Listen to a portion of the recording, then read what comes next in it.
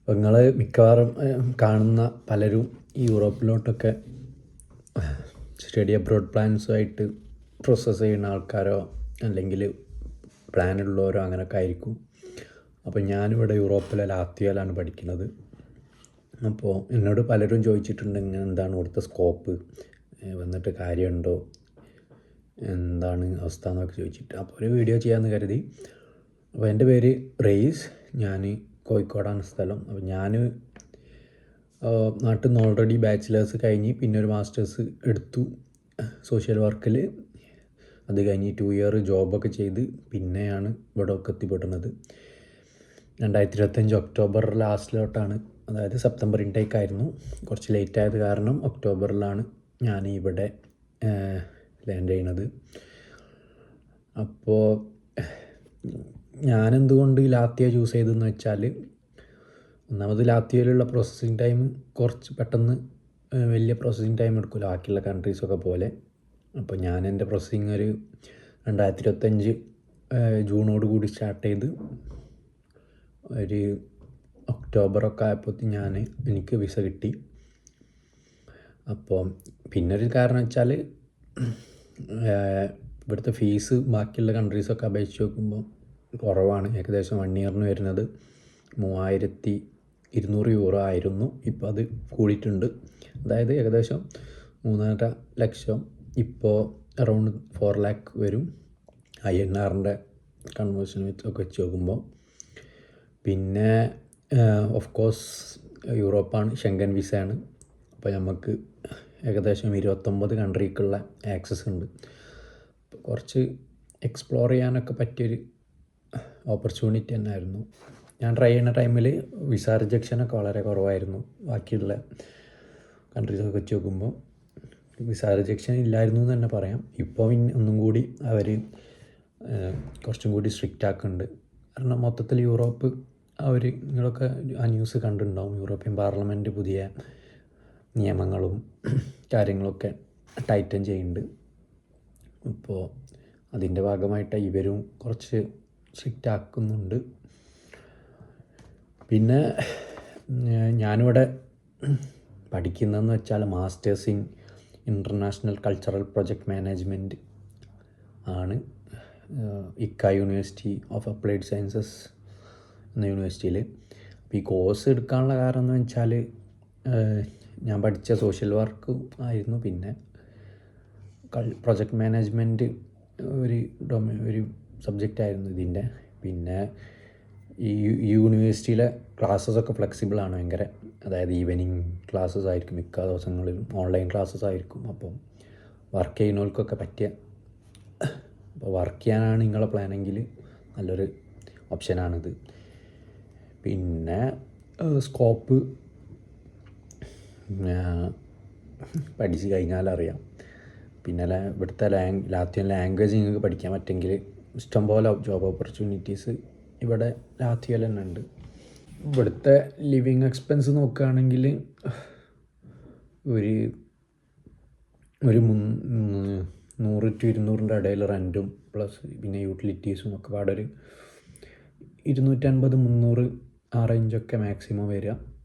അപ്പോൾ മിക്ക സ്റ്റുഡൻസും ചെയ്യുന്നത് എന്താ വെച്ചാൽ ഈ ഷെയർഡായിട്ടുള്ള അപ്പാർട്ട്മെൻറ്റുകൾ എടുത്തിട്ട് ആണ് താമസിക്കണം. അപ്പോൾ പിന്നെ അതിനനുസരിച്ചിട്ടുള്ള എക്സ്പെൻസ് കുറയും. അപ്പോൾ അതേപോലെ തന്നെ പ്രൈവറ്റായി നിൽക്കുന്നവരുണ്ട് സ്റ്റുഡൻസ് കുറേ. അപ്പോൾ അവർക്ക് അതിനനുസരിച്ചുള്ള എക്സ്പെൻസും ആവും ചെയ്യും. പിന്നെ ഗ്രോസറീസ് ഇതൊക്കെ ബാക്കിയുള്ള യൂറോപ്യൻ കൺട്രീസിനെ അപേക്ഷിച്ചിട്ട് ഇവിടെ ഒന്നും കൂടി ചീപ്പാണ്.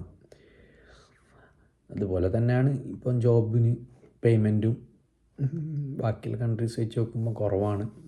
ഇവിടെ മിക്ക പാർട്ട് ടൈം ജോബ് പറയുമ്പോൾ ഇവിടെ മിക്ക സ്റ്റുഡൻസും ചെയ്യുന്നത് എന്താ വെച്ചാൽ ഇവിടെ ഡെലിവറി ജോബ്സാണ്, വോൾട്ട് എന്ന് വെച്ചിട്ട്. പിന്നുള്ളത് ഈ കബാബ് ഷോപ്സാണ്, കുറേ ഇന്ത്യൻ റെസ്റ്റോറൻറ്റ്സ് ഒക്കെ ഉണ്ട്.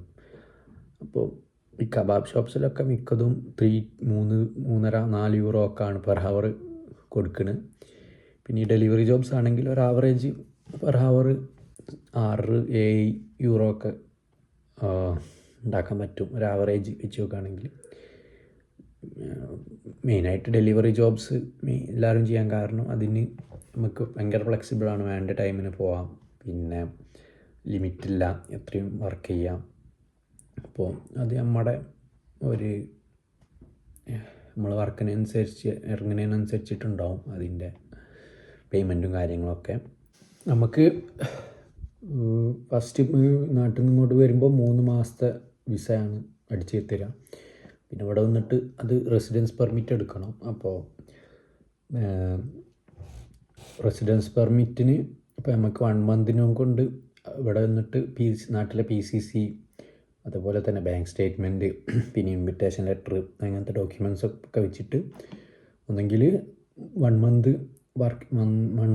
വർക്കിംഗ് ഡേയ്സ് വെച്ചിട്ട് എടുക്കാം, അതുപോലെ 10 ഡേയ്സ് വെക്കാം, പിന്നെ 5 ഡേയ്സും വെക്കാം. അതിനനുസരിച്ചിട്ടുള്ള റേറ്റിൽ മാറ്റം വരും. ഇപ്പോൾ 1 മന്തിനാണെങ്കിൽ അറൗണ്ട് 80 യൂറോസാണ് ചിലവ് വരിക, എക്സ്പെൻസ് വരിക. അതുമാതിരി 10 ഡേയ്സിന് വെക്കുകയാണെങ്കിൽ അത് 250 യൂറോ ആണ് വരിക. അങ്ങനെ എന്തോ ആണ് റേറ്റ് വരിക, ഇപ്പോൾ മാറിനോന്ന് എനിക്ക് ഓർമ്മയില്ല. സോ ഏകദേശം 30 വർക്കിംഗ് ഡേയ്സ് പറയുമ്പോൾ ഒരു 1.5 മാസം കൊണ്ട് നമുക്ക് റെസിഡൻസ് പെർമിറ്റ് കിട്ടും. ഈ റെസിഡൻസ് പെർമിറ്റ് കിട്ടിയാലേ ഉള്ളൂ ഇവിടെ വർക്ക് ചെയ്യാനും ബാക്കിയുള്ളതിനൊക്കെ പെർമിറ്റുള്ളൂ. സോ ആ ഒരു ടൈം വർക്ക് ചെയ്യാൻ പറ്റില്ല. പക്ഷേ ഇല്ലീഗലി ചെയ്യണവരൊക്കെ ഉണ്ട്. പക്ഷേ അത് പിടിച്ചു കഴിഞ്ഞാൽ നേരെ ഡീപ്പോർട്ടാണ് ഉണ്ടാവുക. പിന്നെ ലാത്വിയൻ്റെ കേസിൽ ഇവിടുത്തെ PR കിട്ടാൻ ഇവിടെ ഒരു ജോബ് വിസയിലാണെങ്കിൽ 5 വർഷം വർക്ക് ചെയ്താലാണ് PR കിട്ടുക. അതുപോലെ സ്റ്റുഡൻ്റ് ആണെങ്കിൽ 10 വർഷം പഠിച്ചാൽ PR കിട്ടും.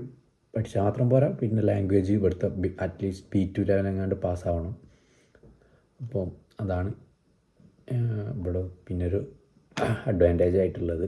അപ്പോൾ മിക്കവരും ചെയ്യുന്നത് വെച്ചാൽ നല്ലൊരു ജോബ് കിട്ടിയില്ലെങ്കിൽ വീണ്ടും ഇവിടെ ഡിഗ്രി എടുക്കും. ഡിഗ്രിയോ മാസ്റ്റേഴ്സോ എടുത്തിട്ട് അങ്ങനെ എക്സ്റ്റെൻഡ് ചെയ്യാണ് ചെയ്യാറ്. എന്നിട്ട് ഇവിടെ വർക്കും ചെയ്യും. പിന്നെ അതൊക്കെയാണ്. അപ്പോൾ എൻ്റെ ഒരു എക്സ്പീരിയൻസ് എന്ന് വെച്ചാൽ, ഇപ്പോൾ നിങ്ങൾ വലിയൊരു എക്സ്പെക്റ്റേഷൻ ഇല്ലാണ്ട് ട്രൈ ചെയ്യുകയാണെങ്കിൽ ലാത്വിയ ഓക്കെയാണ്. എക്സ്പെൻസ് നമുക്ക് മാനേജ് ചെയ്യാവുന്നതേ ഉള്ളൂ. പക്ഷേ ഇവിടുന്ന് വർക്ക് ചെയ്തിട്ട് നല്ലൊരു പാർട്ട് ടൈം ജോബ് എടുത്തിട്ട് ഇപ്പം അടുത്ത വർഷത്തെ ഫീസ് അടിക്കുക എന്നുള്ളത് കുറച്ചൊരു ടാസ്ക്കാണ്. പറ്റില്ല എന്നല്ല, എന്നാലും ഒന്ന് ഹാർഡ് വർക്ക് ചെയ്യണം. അതിന് അതായത് അത്രക്കുള്ള പേയ്മെൻറ്റ് ഇവിടെ നമ്മൾ വർക്ക് ചെയ്താലും കിട്ടുമെന്നുള്ളൂ. പിന്നെ നമ്മളെ എക്സ്പെൻസൊക്കെ പാടെ കഴിയുമ്പോഴത്തേക്കും വലിയൊരു സേവിങ്സ് ഒന്നും ഉണ്ടാവില്ല. പിന്നെ ഇപ്പോൾ നിങ്ങൾ ഇപ്പം ഷെങ്കൻ വിസ ആണ്, അപ്പോൾ കുറച്ച് ട്രിപ്പൊക്കെ അടിക്കാനുള്ള പ്ലാനിലാണെങ്കിൽ സേവിങ്സിൻ്റെ കാര്യമൊക്കെ കുറച്ച് കഷ്ടമായിരിക്കും. പിന്നെ നിങ്ങൾ പഠിക്കാനാണ് വരുന്നതെങ്കിൽ നല്ലൊരു ഓപ്ഷനാണ്. അതായത് പഠിച്ച് പോവാം. അപ്പോൾ നാട്ടിൽ പഠിക്കുന്ന അവർ ചിലവ് വരുന്നുള്ളൂ, അങ്ങനെയൊക്കെയാണ് വരുന്നത്. എൻ്റെ കേസ് എന്താ വെച്ചാൽ, ഞാൻ നാട്ടിലൊരു ജോബ് റിസൈൻ ചെയ്ത് ഏകദേശം 8-9 മാസം നാട്ടിൽ വെറുതെ നിന്നു. പിന്നെയാണ് ഈ പുറത്തോട്ട് പോകാനുള്ള പ്ലാനിലോട്ട് നോക്കുന്നത്. അങ്ങനെ വന്ന് ഞാൻ ഓൾറെഡി എൻ്റെ ഫ്രണ്ട്സൊക്കെ ഇവിടെ ഉള്ളതിനെ കൊണ്ട് അവരൊക്കെ പറഞ്ഞിട്ടിട്ട് ഞാൻ വലിയ എക്സ്പെക്റ്റേഷനൊന്നും വെക്കാണ്ടാണ് ഇങ്ങോട്ട് വന്നത്. അപ്പോൾ ഒരു കുഴപ്പമില്ല, മാനേജ് ചെയ്ത് പോകുന്നതേ ഉള്ളൂ. ബട്ട് സ്റ്റിൽ നമ്മൾ തീരുമാനിക്കണം, നമ്മൾ വർക്ക് ചെയ്യണം, ഹാർഡ് വർക്ക് ചെയ്യണം.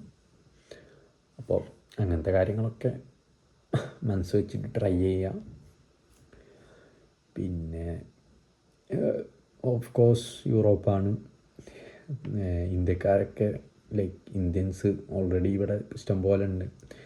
അപ്പം പിന്നെ കുറച്ചൊരു വേർതിരിവ് നമുക്ക് ഫീൽ ചെയ്യുകയും ചെയ്യും ചില സമയങ്ങളിൽ ചിലരുടെ അടുത്തുനിന്ന്.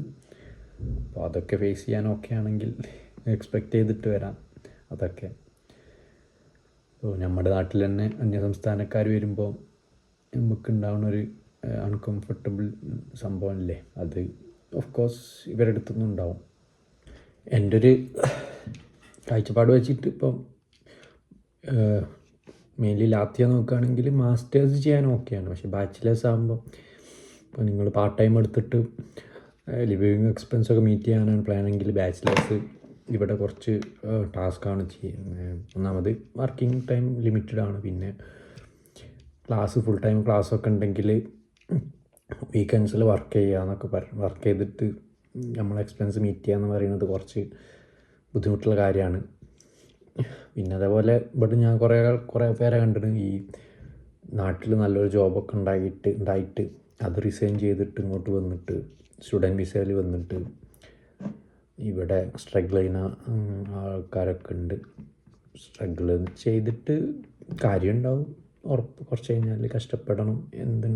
എന്ത് മേഖലയിലാണെങ്കിലും റിസൾട്ട് ഉണ്ടാണെങ്കിൽ. അപ്പോൾ പക്ഷേ പിന്നെ അവിടെ നിന്നിട്ട് തോന്നരുതല്ലോ വേണ്ടില്ലായിരുന്നു അങ്ങനെയൊക്കെ. നല്ലൊരു ജോബ് ഉണ്ടെങ്കിൽ ജോബിന് തന്നെ ട്രൈ ആവുന്നതാണ്. നാട്ടിൽ നിന്ന് അപ്ലൈ ചെയ്താലും ഇവിടുന്ന് അപ്ലൈ ചെയ്താലും ഒക്കെ നമ്മളെ സ്കില്ലും പ്രൊഫൈലും നല്ലതൊക്കെ ആണെങ്കിൽ ജോബ് കിട്ടും. അപ്പോൾ ഒക്കെ നോക്കിയിട്ട് പ്രൊസീഡ് ചെയ്യാം.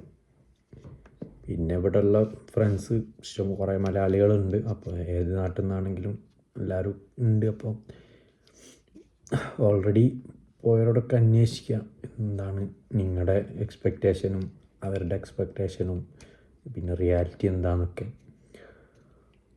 ഈ ഏജൻസിക്കാർ മാത്രം പറയുന്നത് കേട്ടിട്ട് ഒരിക്കലും വരാണ്ട് നിൽക്കുക. അവരുടെ ബിസിനസ്സാണ്, അതവർ ഇതാക്കും. പിന്നെ ലാത്തിയൻ്റെ കേസിൽ ഏജൻസിയൊക്കെ നല്ല ഫീ വാങ്ങിയിട്ടാണ് ആൾക്കാരെ ഇങ്ങോട്ട് കൊണ്ടുവരുന്നത്. പക്ഷേ ഒറ്റയ്ക്ക് സ്വന്തമായിട്ട് ചെയ്യാവുന്നതേ ഉള്ളൂ. ബട്ട് എന്നാലും മിക്ക ആൾക്കാരും അതിൻ്റെ റിജക്ഷനൊക്കെ ആലോചിച്ചിട്ടാണ് ഏജൻസി ത്രൂ ചെയ്യുന്നത്. അപ്പോൾ നോക്കി കണ്ടൊക്കെ എല്ലാവരും ചെയ്യാം. അപ്പോൾ പിന്നെ എന്തെങ്കിലും ഡൗട്ടൊക്കെ ഉണ്ടെങ്കിൽ പറയാം, കമൻറ്റോ DM ഒക്കെ ആയിട്ട്. Okay, bye.